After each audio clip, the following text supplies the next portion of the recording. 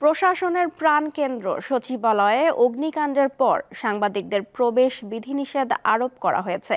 সেখানে রয়েছেন সহকর্মী মিজানুর রহমান। তার কাছে জানবো আজকের পরিস্থিতি। মিজান, সাংবাদিকদের প্রবেশে বিধিনিষেধ আরোপের পর সমালোচনার সৃষ্টি হয়েছে।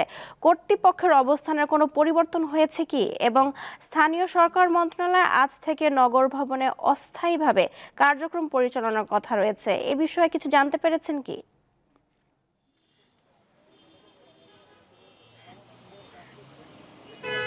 প্রথম প্রশ্নটির উত্তর দিই। সাংবাদিকদের যে বিধিনিষেধ আরোপ করা হয়েছিল বুধবারের অগ্নিকাণ্ডের পর, সেটা স্বরাষ্ট্র মন্ত্রণালয়ের পক্ষ থেকে এখনও কোনো ওরকম কোনো সিদ্ধান্ত হয়নি যে সংবাদকর্মীরা ভেতরে ঢুকতে পারবেন। তবে সরকারের বিভিন্ন মহল থেকে বলা হয়েছে যে এটা একটা সাময়িক সিদ্ধান্ত, পরবর্তীতে নতুন করে আবেদন করে পাশ নিতে পারবে গণমাধ্যম বা সংবাদকর্মীরা।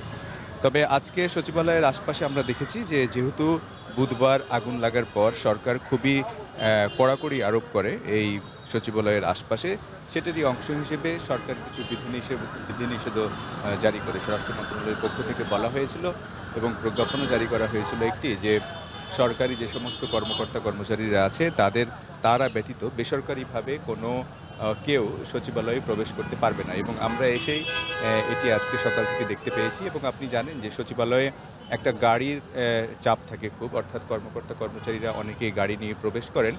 তো আমরা এখানে এসে দেখেছি যে সচিব ও উপদেষ্টা এবং আইন শৃঙ্খলা রক্ষাকারী বাহিনীর ঊর্ধ্বতন কর্মকর্তারা ছাড়া অন্য কেউ গাড়ি নিয়ে ভেতরে প্রবেশ করতে পারছেন না। অর্থাৎ সচিবালয়ের সামনে এসে গাড়িতে করে তারা নেমে ভেতরে হেঁটে যাচ্ছেন, যে কারণে সচিবালয়ের এই আশপাশটায় দীর্ঘ গাড়ির একটা ধীরগতি দেখা যাচ্ছে, যেটা অন্যান্য দিন সাধারণত দেখা যায়নি।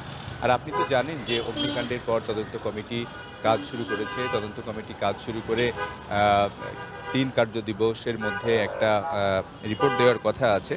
সরকারের পক্ষ থেকে এটা বলা হয়েছে, তারা তাদের মতো করে কাজ করছেন।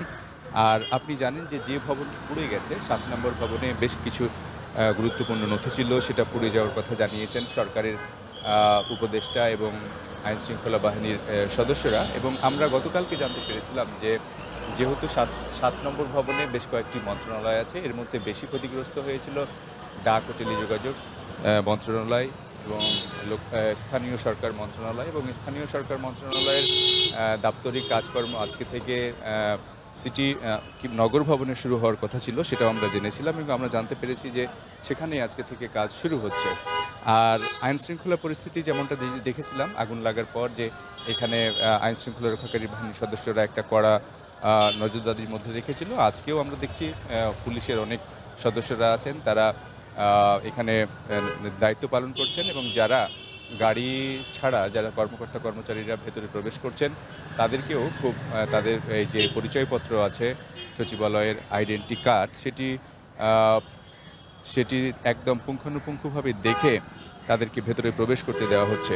আর আরেকটি বিষয় ছিল, যেহেতু সচিবালয়ের এখানে নিয়মিত সংবাদকর্মীরা কাজ করেন, তো তাদের যদি কোনো মন্ত্রণালয়ের কাজ থাকে বা মন্ত্রণালয় যদি মনে করে যে সেই ইভেন্টটি কাভার করতে দেওয়ার বিষয় আছে, সেটি সংশ্লিষ্ট মন্ত্রণালয় থেকে কার্ড দিয়ে, অস্থায়ী কার্ড দিয়ে তারা তাদের ভেতরে প্রবেশ করাবেন সাংবাদিকদের। তো এই ছিল সচিবালয়ের সামনে থেকে আমার কাছে সর্বশেষ তথ্য। সচিবালয় থেকে জানাচ্ছিলেন সহকর্মী মিজানুর রহমান।